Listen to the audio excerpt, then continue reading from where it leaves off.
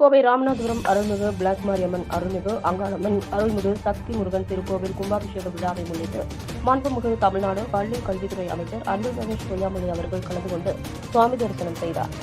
இந்நிகழ்வில் கோவை மாநகர் மாவட்ட திமுக செயலாளரும் முன்னாள் சட்டமன்ற உறுப்பினருமான நா. கார்த்திக் அவர்கள், திமுக பொதுக்குழு உறுப்பினர்கள் மு. மாசா முருகன், வே. நா. உதயகுமார், மாநகராட்சி பணிகள் குழு தலைவர் சாந்தி முருகன், பீடமேடு பகுதி 2 செயலாளர் மா. நாகராஜ், மாநகர் மாவட்ட விளையாட்டு மேம்பாட்டு அணி அமைப்பாளர் சஞ்சய், மாநகர் மாவட்ட இளைஞரணி துணை அமைப்பாளர் திருமலை ராஜா, திருக்கோவில் அறங்காவலர் குழு தலைவர் உதயகுமார், அறங்காவலர் குழு உறுப்பினர்கள் ராஜேந்திரன், வீராசாமி, வட்டக்கழக செயலாளர்கள் சண்முகசுந்தரம், அமானுல்லா, மாமன்ற உறுப்பினர் ராஜேஸ்வரி, மேகநாதன், கோடியம்மன் திருக்கோவில் அறங்காவலர் குழு உறுப்பினர் லட்சுமணன், கமலக்கண்ணன், ஜனார்தனன், கழக நிர்வாகிகள் உடனிருந்தனர்.